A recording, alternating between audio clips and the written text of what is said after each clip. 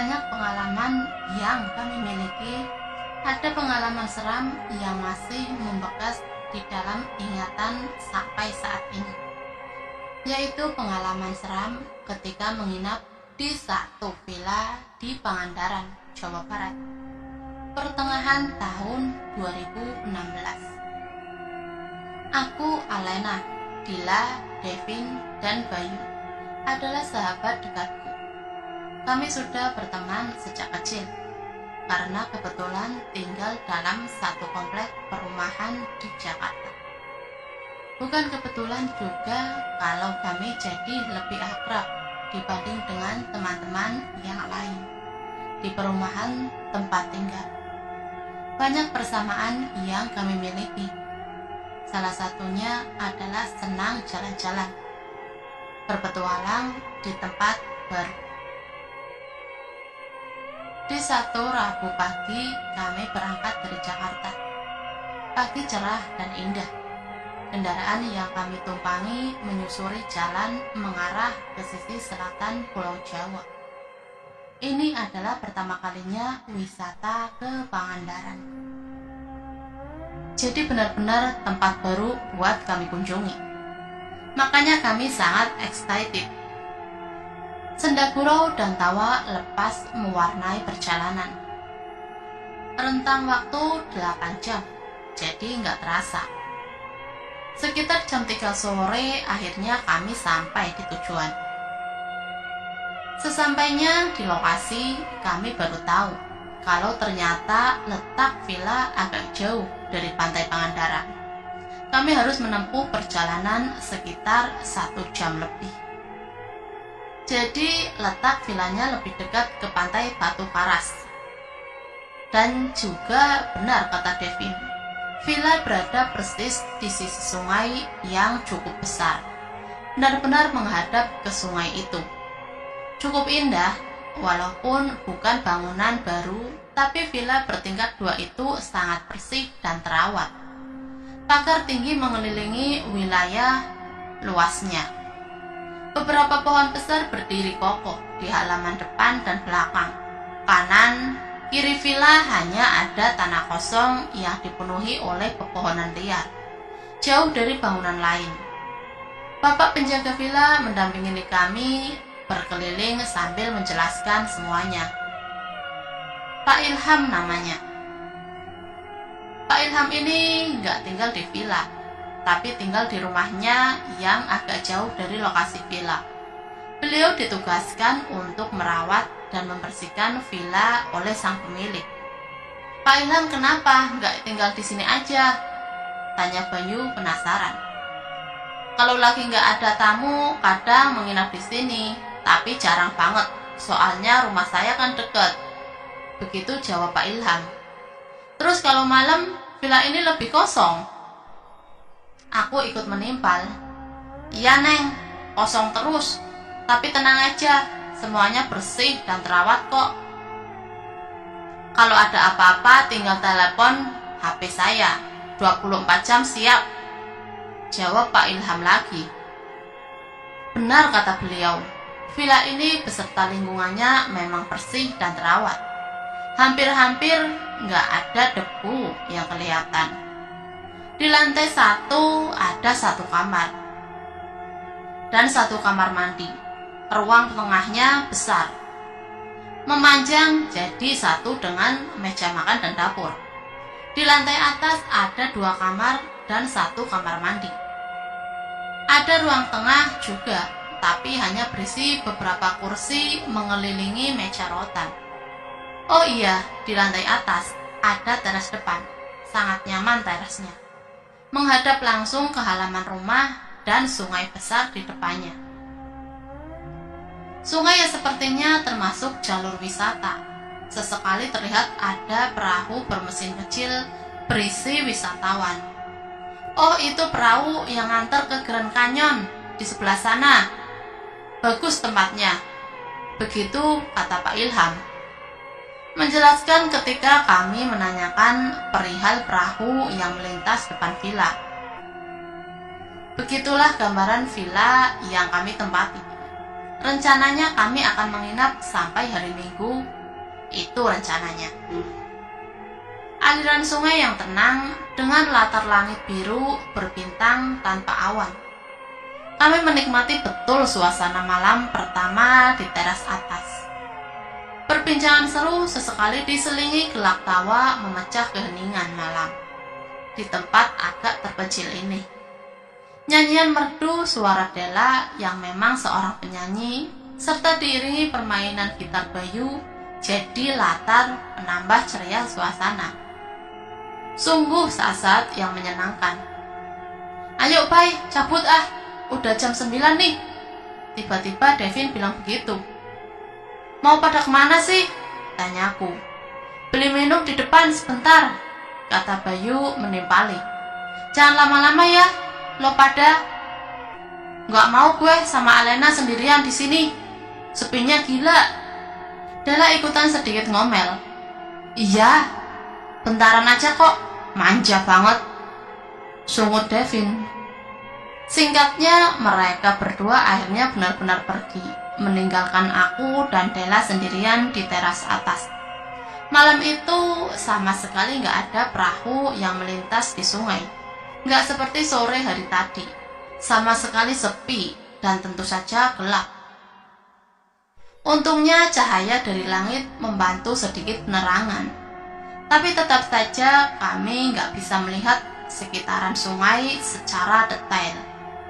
Sepeninggal Devin dan Bayu, aku dan Della melanjutkan obrolan.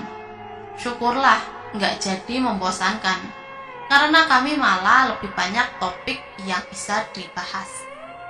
Sampai akhirnya jam sudah menunjukkan pukul 10 malam. Walaupun masih termasuk daerah pesisir, tapi udara di villa ini termasuk sejuk. Mungkin karena jarak ke pantai masih cukup jauh, ditambah banyaknya pepohonan di sekeliling. Di saat ketika kami sudah banyak jeda obrolan, alias saling diam larut dalam lamunan, tiba-tiba aku melihat ada bayangan yang muncul dari arah sungai. Bayangan itu bergerak masuk ke pekarangan villa, berbentuk seperti anak kecil perempuan. Lo lihat nggak barusan Del? Tanyaku sambil menempatkan posisi duduk. Lihat apaan? Jawab Della dengan tanyanya. Kayak ada bayangan anak kecil masuk ke villa. Ah, lo jangan macem-macem deh. Udah malam nih. Mana anak dua itu lagi pergi lagi? Asli gue lihat bayangan. Alena, nggak ada ah. Iya, mungkin gue salah lihat. Tutupnya menenangkan Della. Mungkinkah aku salah lihat? Saat itu nggak tahu. Lalu kami kembali diam, tenggelam dalam lamunan menikmati malam yang semakin larut. Alena, masuk aja yuk, nonton TV aja, sambil nunggu anak dua itu pulang. Tiba-tiba Della melontarkan ide. Ya udah yuk masuk, anginnya juga mulai kenceng nih. Aku setuju. Lalu kami masuk, menuju ruang tengah lantai 1. Di dalam, kami duduk di depan TV, di ruang tengah lantai bawah. Lampu terang benderang, kami biarkan semuanya menyala. Udara di dalam lebih hangat, mungkin karena agak tertutup. Angin malam sedikit terhambat untuk masuk. Sampai akhirnya, gak terasa sudah setengah jam kami menonton TV. Kebetulan waktu itu acaranya cukup membuatku tertarik. Sampai-sampai pikiranku teralihkan dari gelagat aneh yang ditunjukkan oleh Della. Iya, bukannya nggak sadar itu. Tapi aku memperhatikan kalau Della kelihatan sedikit resah. Seperti ada yang mengusik pikirannya. Tapi aku terus memaksakan diri untuk nggak peduli. Coba untuk fokus menonton TV. Della beberapa kali melihat tangga, lalu memperhatikan ke atas, ke lantai 2. Hingga akhirnya Della nggak tahan lagi. Dia bicara juga. Lo denger nggak?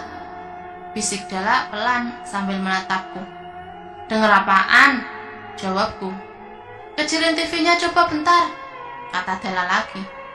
Aku turuti kemauannya, lalu mengecilkan volume suara TV. Kemudian hening sampai sepi. Ah, nggak ada suara apa-apa, Della. Udah ah, lagi seru nih acaranya. Begitu aku bilang ketika sudah mengecilkan volume TV, tapi tetap nggak mendengar suara apa-apa. Tadi ada suara, gue denger, sekarang hilang, jawab Della. Wajah Della masih terlihat penasaran. Dia kelihatan masih yakin kalau tadi sempat mendengar suara dari lantai 2. Tapi jelas itu suara apa? Aku coba untuk berpura-pura mengabaikan sikapnya lagi. Sampai akhirnya dia ikut larut juga menyaksikan acara TV yang aku tonton. Syukurlah. Aku bukannya nggak mendengar apa yang mungkin Della tadi maksudkan. Aku dengar juga. Terdengar ada langkah kaki di lantai atas. Langkah-langkah kecil seperti sedang berlarian, bolak-balik dari belakang sampai ke teras depan. Aku dengar semuanya, tapi berusaha untuk terus mengabaikan sampai akhirnya melihat gelagat Della. Aku bohong dengan tujuan agar Della nggak jadi parno, karena dia penakutnya keterlaluan. Sudah jam 11 lewat, Devin dan Bayu belum balik juga. Entah nyangkut di mana mereka berdua. Lalu kami terus menonton TV sambil berusaha menahan kantuk yang mulai datang. Della masih kelihatan penasaran. Di balik gelak tawanya masih terlihat kalau dia merasakan ada yang aneh. Sesekali masih saja memperhatikan tangga. Tiba-tiba Della merebut remote TV, lalu mengecilkan suaranya lagi. Lalu duk, duk, duk, duk. Terdengar suara seperti itu. Aku nggak bisa bohong lagi karena kami mendengarnya bersama-sama. Tuh, lo denger gak? Tanya Della nyaris berbisik. Aku mengangguk. Ada yang lari-larian di atas, Alena. Suara Della mulai gemetar. Ia ketakutan. Udah biarin aja, nonton TV lagi aja. Gedein lagi suaranya coba. Aku merebut lagi remote TV, lalu membesarkan volumenya. Iya, benar. Ada suara langkah kaki kecil berlarian di lantai 2. Sangat jelas kami mendengarnya. Della kelihatan ketakutan. Aku juga sama. Tapi mau gimana lagi? Kami jauh dari mana-mana. Di luar gelap. Kendaraan gak ada. Della terus saja memperhatikan tangga. Sementara langkah kaki masih kedengeran sesekali walaupun samar tertutup suara TV. Sampai akhirnya kami mendengar suara pagar depan terbuka. Aku lari ke jendela untuk melihatnya. Ternyata itu Devin dan Bayu. Akhirnya mereka pulang juga. Kamis pagi. Aku menyiapkan sarapan untuk kami semua. Nasi goreng andalanku jadi sajiannya. Suasana pagi hari yang cukup indah. Sesekali suara mesin perahu terdengar dari arah sungai. Juga banyak penduduk setempat sedang berjalan kaki menuju pantai lewat jalan yang ada persis di depan villa. Ah, makan lo, lama. Ayo buruan ngapa? Biar cepetan jalan ke pantai. Devin mulai menggerutu. Dia ingin cepat-cepat ke pantai. Iya, sabar. Ini bentar lagi beres, jawabku. Singkatnya, setelah selesai sarapan, lalu kami berangkat ke pantai untuk menikmati suasana pagi di pinggir laut selatan. Jarak pantai dari villa sekitar 10 menit berjalan kaki, kurang lebih. Benar dugaan kami, suasana pagi di pantai sangat indah. Menikmati tenangnya air laut yang nyaris tanpa gelombang. Gak ada angin sama sekali. Terlihat beberapa rombongan nelayan menarik jala panjang dari tengah laut. Kami memperhatikan semuanya. Beneran, suasana pagi hari di pantai memang gak ada duanya. Aku sangat menyukainya. Tapi sekitar jam 8, ada sesuatu yang mengharuskanku untuk kembali ke villa. Aduh, gue mules, pingin pup, gimana nih? aku sakit perut. Ah, biasaan merusak suasana. Udah tuh numpang di warung itu aja. Bayu agak emosi bilang begitu sambil tangannya menunjuk ke arah warung pinggir pantai. Ah, nggak mau, Bay. Gue harus balik ke villa. Ayo anterin. Aku memelas. Nggak mau Vin, lo aja Ki yang anter Alena. Bayu bilang begitu ke Devin. Ya udah, ayo buruan. Gue juga agak mules sih. Begitu Devin bilang sambil cengar-cengir. Ya sudah. Akhirnya aku dan Devin jalan pulang lagi ke villa. Singkat cerita, nggak lama kemudian kami sampai. Gue ke warung dulu ya beli rokok. Nggak jauh kok warungnya, tuh di sana. Begitu Devin bilang ketika kami sudah berada di depan pagar. Ya udah buruan, jangan lama-lama. Gue pingin ke pantai lagi, jawabku. Setelah itu aku masuk ke dalam villa, sementara Devin lanjut berjalan ke arah jalan raya, menuju toko untuk membeli rokok. Karena sudah nggak tahan lagi, aku langsung lari menuju kamar mandi lantai bawah, yang letaknya di belakang. Megah rasanya. Setelah sudah berada di toilet dan melepas sajad, sudah selesai, aku masih duduk di atas toilet, melamun sebentar sebelum bersih-bersih. Tapi kemudian lamunanku buyar ketika tiba-tiba mendengar suara langkah-langkah kaki. Langkah kaki yang seperti sama persis dengan yang aku dan Della dengar malam sebelumnya. Suaranya seperti suara langkah anak kecil berlarian. Kali ini di lantai bawah. Terdengar jelas karena memang dekat di ruang tengah. Aku memperhatikan langkah-langkah kaki itu, terus menajamkan pendengaran dari dalam kamar mandi.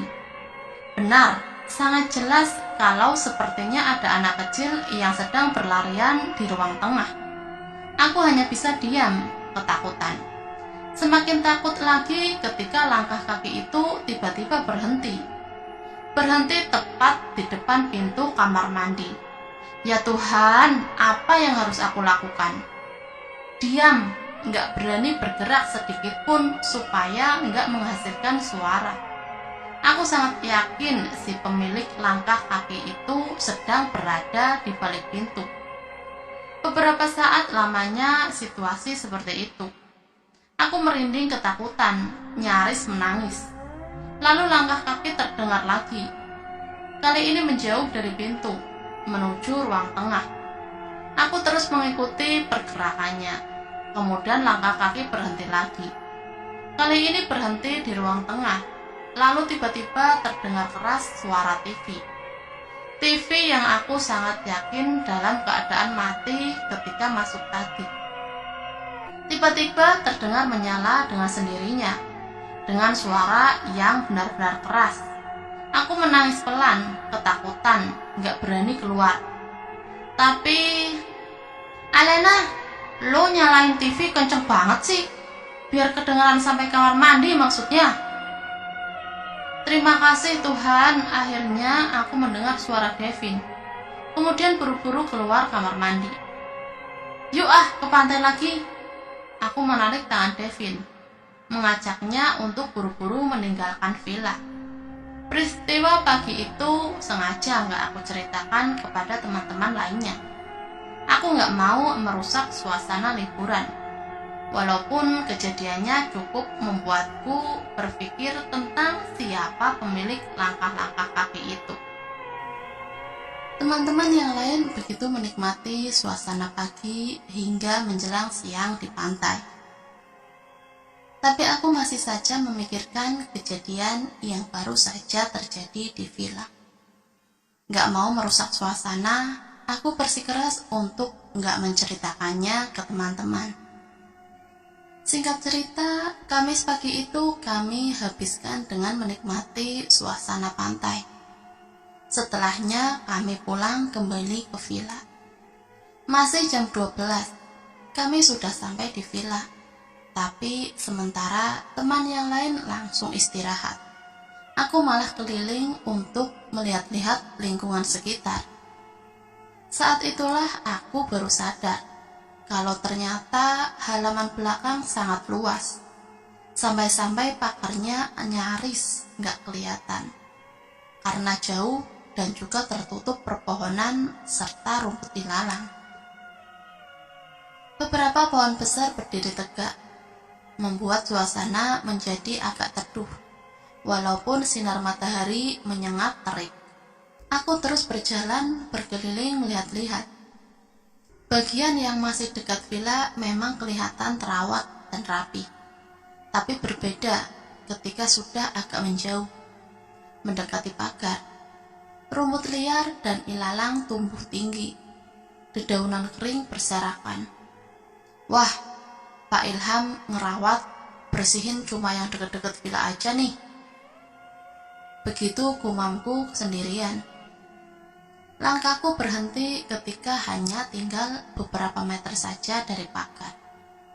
Pagar tembok yang harusnya berwarna putih, tapi sudah kusam terlihat. Pagar itu nggak tinggi, hanya setinggi dada orang dewasa. Jadi aku masih bisa melihat pemandangan yang ada di baliknya. Lanjut melihat-lihat sekitar. Semilir angin berhembus hangat, menerbangkan dedaunan jadi terangkat. Sesekali aku menyeka butir keringat yang jatuh bergulir di wajah. Suasana sangat sepi, gak terdengar suara selain suara ranting daun pohon tertiup angin. Benar-benar sepi. Sangat suka situasi seperti ini. Gak ada kebisingan, gak ada hiruk-pikuk menegangkan telinga. Aku senang. Sungguh suasana yang menenangkan. Sambil kaki menendang-nendang dedaunan kering, aku melangkah pelan menyusuri pagar tembok belakang dari sisi kanan dan sisi kiri. Loh, kok ada rumah? Langkahku terhenti ketika melihat ada satu bangunan di luar pagar, di sebelah kiri belakang.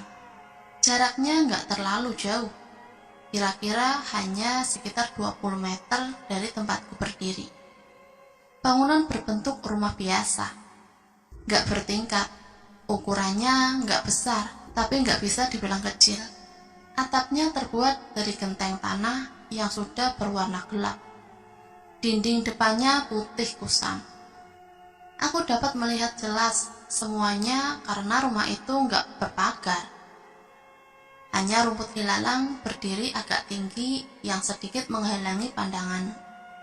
Sama juga, rumah itu berdiri sendiri, nggak ada bangunan lain di kanan kirinya. Yang agak aneh, kalau diperhatikan, ternyata nggak ada akses jalan menuju rumah itu. Sama sekali nggak ada, meskipun hanya jalan setapak. Sekelilingnya hanya rumput liar, semak belukar setinggi pinggang, seperti yang aku bilang tadi. Melihat semuanya, aku mengambil kesimpulan kalau rumah itu sepertinya rumah kosong, nggak berpenghuni. Pada bagian depan ada pintu dan 2 jendela. Satu jendela seperti jendela kamar. Jendela yang lebih besar adalah jendela ruang tamu. Jendela yang besar itu berbentuk kusen kayu dengan permukaan kaca. Beberapa kacanya ada yang pecah. Serem amat itu rumah kosong, pikirku dalam hati setelah melihat semuanya. Kemudian berniat untuk melangkah pergi dari situ. Tapi ketika hendak melangkahkan kaki, aku melihat sesuatu. Kelihatannya ada seseorang berada di dalam rumah itu. Ada orang di dalam rumah, bukannya itu rumah kosong. Ya makanya aku jadi tertarik untuk memperhatikan. Alih-alih pergi meninggalkan, walaupun nggak terlalu jelas, tapi aku bisa melihat ada anak kecil sedang berdiri di balik jendela kaca. Berdiri diam dengan wajah yang nggak kelihatan jelas. Yang pasti itu anak perempuan. Berpakaian terusan warna gelap, rambutnya tergerai panjang. Dia terus saja berdiri, sepertinya berdiri menatapku. Kami saling bertatapan, walaupun sinar mentari siang yang memantul dari jendela kaca. Itu siapa? Anak siapa? Ngapain dia sendirian di rumah kosong itu? Banyak pertanyaan di dalam kepala. Beberapa saat lamanya kami berposisi seperti itu. Hingga akhirnya aku mendengar teriakan memanggil dari belakang. "Neng, hati-hati, suka ada ular di belakang situ." Ternyata Pak Ilham. Dia ternyata sudah berdiri di belakang villa. Entah sejak kapan dia sudah berada di situ. "Iya, Pak," jawabku sambil tersenyum kepadanya. Beberapa detik lamanya aku mengalihkan pandangan dari sosok anak kecil tadi. Hanya beberapa detik, tapi setelah aku kembali memandang ke rumah kosong itu, ternyata anak perempuan itu sudah menghilang, gak kelihatan lagi. "Pak, itu yang ada di belakang rumah siapa ya? Punya pemilik villa ini juga?" tanyaku kepada Pak Ilham ketika aku sudah bersamanya. "Bukan, Neng, itu mah beda pemilik. Punya orang Bandung juga, tapi udah lama gak diurus. Gak tahu kenapa," jawab Pak Ilham. "Jadi ini rumah beneran kosong, Pak? Gak ada yang tinggal di situ?" "Ya gak ada lah, Neng. Rumahnya udah gak keurus pisan gitu." Aku gak melanjutkan pertanyaan, gak berani. Takut ada pernyataan Pak Ilham yang nantinya bisa jadi akan membuat ketakutan. Lebih baik diam dan gak membahas lagi. Kemudian aku masuk ke dalam villa, sementara Pak Ilham menyiapkan ikan bakar sebagai menu makan siang kami. "Al, ke depan yuk bentar, antarin gue beli rokok." Sore itu ketika kami sedang kumpul di ruang tengah, tiba-tiba Devin mengajakku keluar. "Bawa mobil nggak?" tanyaku. "Jalan aja ah, ke warung depan aja kok," jawab Devin. Ya sudah. Lalu kami berdua berjalan kaki menuju toko di depan. Bayu dan Della tetap di villa. Toko kecil yang kami tuju jaraknya mungkin sekitar 200 meter. Agak jauh memang. Jarak ini memberikan kami waktu untuk berbincang panjang lebar. Iya, ternyata Devin mengajak pergi ada tujuannya. Dia ingin mengutarakan sesuatu. "Gue pengen ngomong sama lu nih," begitu Devin bilang, membuka percakapan. "Apaan sih, Dev? Tumben-tumbenan." "Gue gak mau ngomong depan Bayu sama Della, sama lu aja dulu deh." "Ada apaan sih emang?" Aku semakin penasaran. "Lo ngerasa ada yang aneh sama villa ini gak sih, Al? Jawab yang jujur ya." Aku agak kaget mendengar pertanyaan Devin. Kami sampai berhenti melangkah sebentar karenanya. "Lo kok nanya begitu?" Aku tanya balik. "Dari kemarin kita datang, feeling gue udah gak enak sama villa ini." "Gak enak gimana?" "Gak enak aja. Agak serem gitu perasaan." Sesampainya di toko, kami lalu duduk di warung kopi yang ada di sebelahnya. Lanjut perbincangan di situ. "Nah, semalam kayaknya gue lihat hantu deh, Al." Begitu Devin bilang to the point. "Hantu? Hantu apaan? Di mana?" tanyaku. Lalu Devin bercerita panjang lebar. Devin bilang, sepulangnya dia dari luar untuk membeli minuman bersama Bayu, dia melihat sesuatu. Kebetulan kemarin malam Devin yang duduk di belakang kemudi. Sesampainya mereka di depan villa, Bayu turun untuk membuka pagar supaya mobil bisa masuk. Nah, pada saat itulah Devin melihat sesuatu di teras atas. Dia melihat ada perempuan sedang berdiri sendirian. Awalnya Devin pikir itu aku atau Della. Karena ketika mereka pergi, aku dan Della memang sedang di teras atas. Tapi setelah lampu mobil sudah benar-benar menyorot ke depan rumah, akhirnya dia yakin kalau yang sedang berdiri itu bukan aku atau Della. Pas gue tegasin lagi, ternyata itu bukan kalian. Karena penampakannya kayak anak kecil, masih SD gitu. Perempuan, rambutnya panjang. Dia berdiri aja, diem di teras atas. Serem, Al. Gak mungkin itu orang, pasti setan. Ih, merinding lagi gue. Begitu cerita Devin. Mendengar itu, akhirnya aku ceritakan semua kejadian yang aku alami kemarin dan tadi pagi. Tentang suara langkah kaki di lantai atas dan depan toilet. Serta penampakan anak kecil di rumah kosong yang ada di belakang villa. Nah, klop kan, ternyata lo juga ngerasain. Aduh, gimana nih Al? Mana udah dibayar sampai hari Minggu nih villa. Asli gue takut. Ya udahlah, gak usah dipikirin. Kita senang-senang aja, cuekin.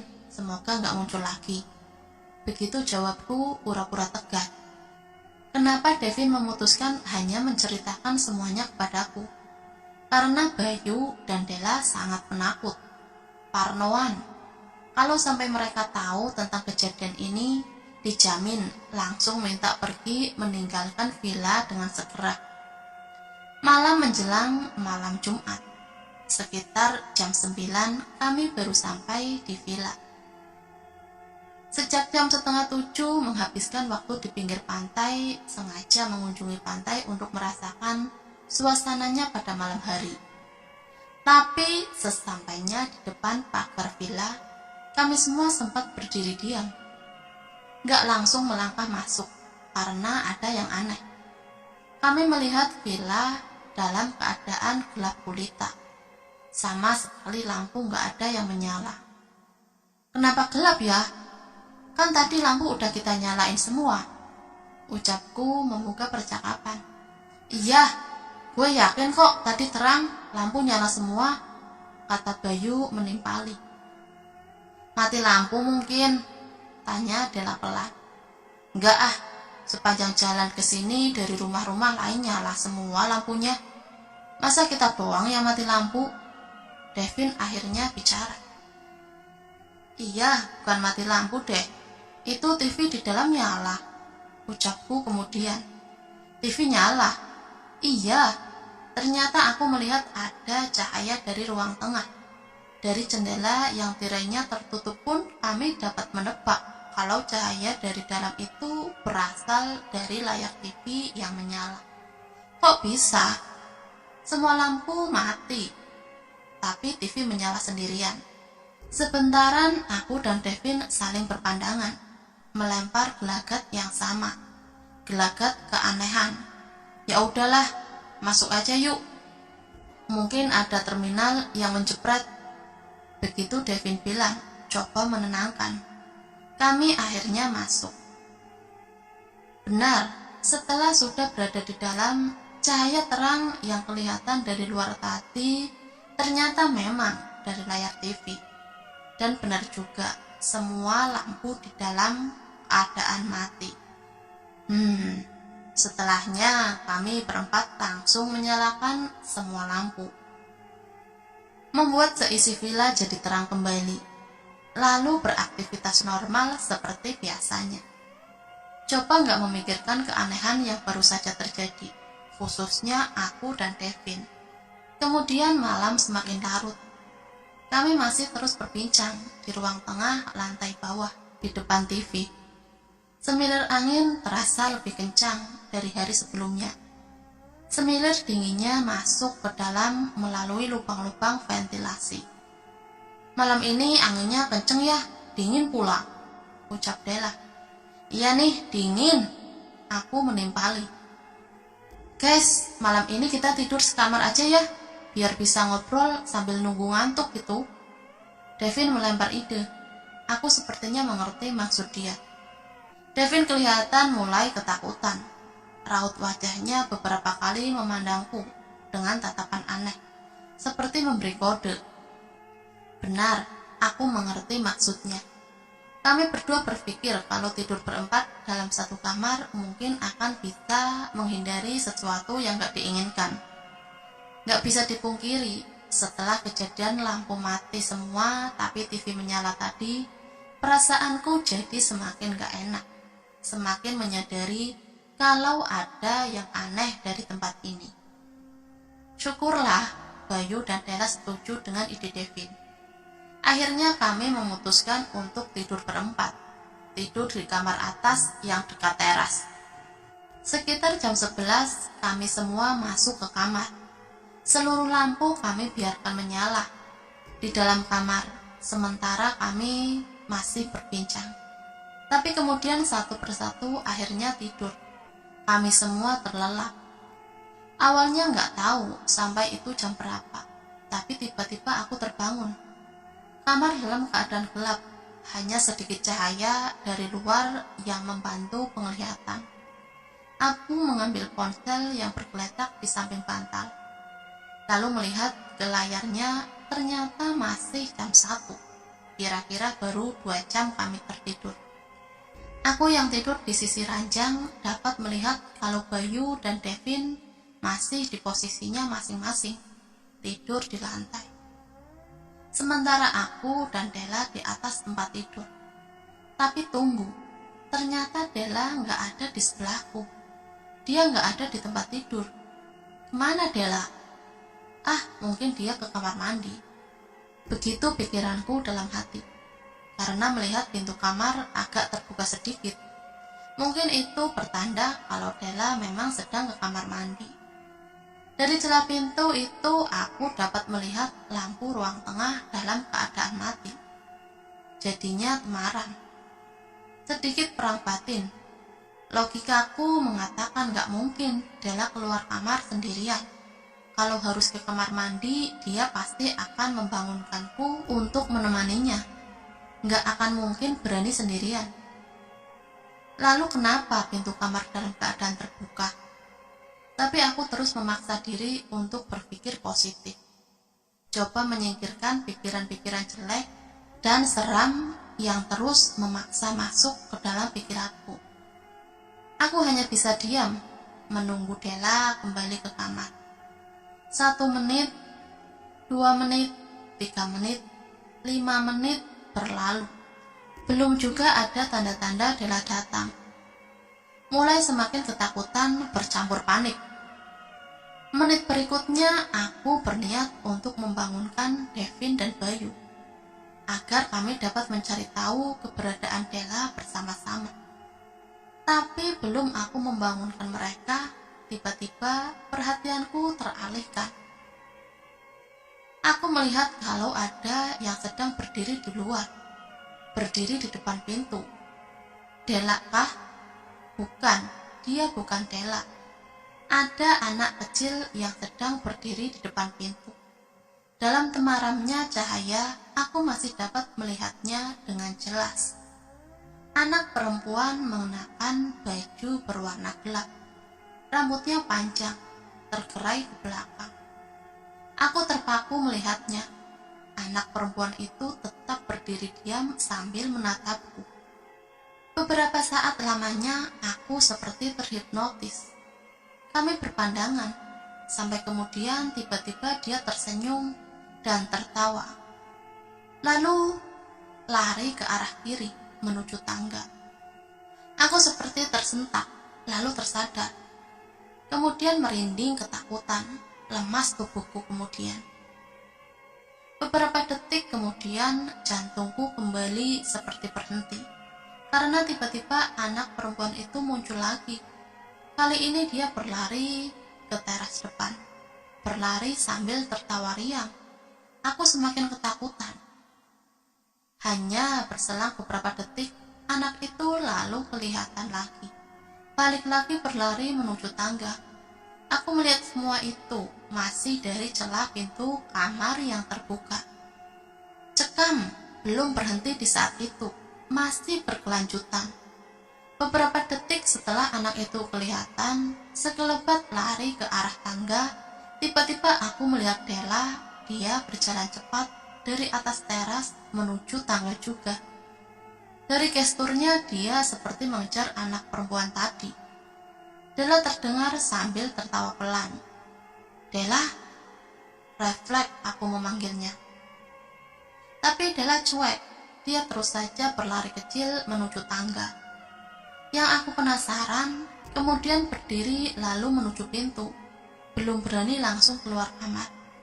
Dari pintu aku melongokkan kepala, melihat ke arah tangga. Aku melihat Della sedang berdiri diam persis di depan tangga. Dia nggak bergerak sama sekali, menghadap ke tangga bawah, membelakangiku.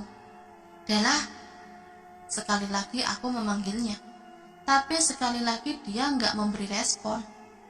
Akhirnya perlahan aku memberanikan diri untuk melangkahkan kaki, untuk mendekat ke tangga, tempat di mana Della berada. Sangat pelan aku melangkah. Rasa takut dan penasaran campur aduk menjadi satu. Sampai kemudian, akhirnya aku hanya tinggal satu langkah lagi dengan berada persis di samping Della. Tapi pada posisi itu aku berhenti, diam gak bergerak. Pandanganku tertuju ke tempat yang sepertinya Della juga sedang memandangi ke sana, ke ujung tangga bagian bawah. Nafasku sesak, lalu merasakan hawa panas yang tiba-tiba mengalir dari punggung lalu menjalar ke seluruh tubuh. Aku melihat sesuatu yang menyeramkan di ujung bawah tangga. Ada perempuan yang sedang berdiri, perempuan dengan wajah yang mengerikan, menyeringai menunjukkan mimik seram. Sosok perempuan itu gak sendirian. Tangan kirinya menggendeng anak perempuan yang berdiri diam juga. Tapi tawa kecilnya terdengar pelan, cekikikan. Beberapa belas detik lamanya kami terus berposisi seperti itu. Hingga akhirnya, entah dapat kekuatan dari mana, aku meraih tangan Della lalu menariknya mundur. Della seperti dalam keadaan gak sadar. Namun matanya terbuka lebar. Wajahnya datar tanpa ekspresi. Aku terus menariknya menuju kamar. Setelah sudah berada di dalam kamar, aku menutup pintu. "Bayu, Devin, bangun!" Dengan suara pelan, aku membangunkan dua teman laki-lakiku sambil mengguncang-guncang tubuh mereka. "Della kenapa, Al?" tanya Bayu ketika sudah bangun dari tidurnya. Dia aneh melihat Della berdiri di pojok kamar. Sementara Devin, dia langsung berdiri lalu mencari kunci mobil. Dia seperti sudah tahu apa yang sedang terjadi. Kemudian Della menangis pelan, tapi masih saja belum berbicara sepatah kata pun juga, hanya menangis. "Kita cabut, kita pergi dari villa ini," kata Devin. "Aku setuju." Bayu juga begitu. Tanpa banyak tanya, dia langsung berdiri dan siap-siap keluar kamar. "Lo duluan, Dev. Hati-hati di tangga. Tadi ada di situ," bisikku ke Devin. "Lo sama Bayu bawa Della ya," kata Devin lagi. Aku dan Bayu mengangguk pelan. Kemudian kami keluar kamar. Devin berjalan paling depan. Aku dan Bayu mengikuti di belakangnya sambil memeluk Della yang masih terus saja menangis. Sampai juga kami di tempat di mana tadi aku sebelumnya melihat sosok menyeramkan bersama anak kecil di tangga ke bawah. Syukurlah dua sosok itu sudah menghilang, gak ada di tempatnya lagi. Buru-buru kami melangkah menuruni tangga lalu berjalan cepat ke pintu keluar. Di luar kami langsung masuk ke dalam mobil. Devin duduk di belakang kemudi. Lalu perlahan mobil meninggalkan halaman villa. Ketika sudah berada di luar pagar, aku yang duduk di kursi belakang menoleh lagi ke arah villa. Saat itu aku melihat sosok perempuan bersama anak kecil itu lagi. Mereka sedang berdiri di atas teras, bergandengan tangan, menatap kami yang berjalan terus menjauh pergi. Setelah sudah cukup jauh, barulah Della seperti tersadar. "Ini kok kita ada di mobil? Mau kemana? Ada apa sih?" tanya Della. Dia terlihat gak tahu sama sekali tentang peristiwa seram yang baru saja terjadi. Begitulah petualangan mencekam dari 4 sahabat ketika berlibur di Pangandaran. Demikian cerita yang dapat Paukan reka ulang kisah yang diperoleh dari sebuah sumber. Apabila ada kesamaan, nama maupun tempat kejadian, semua itu hanyalah kebetulan belaka. Sekian dan akhirul kalam. Wassalamualaikum warahmatullahi wabarakatuh.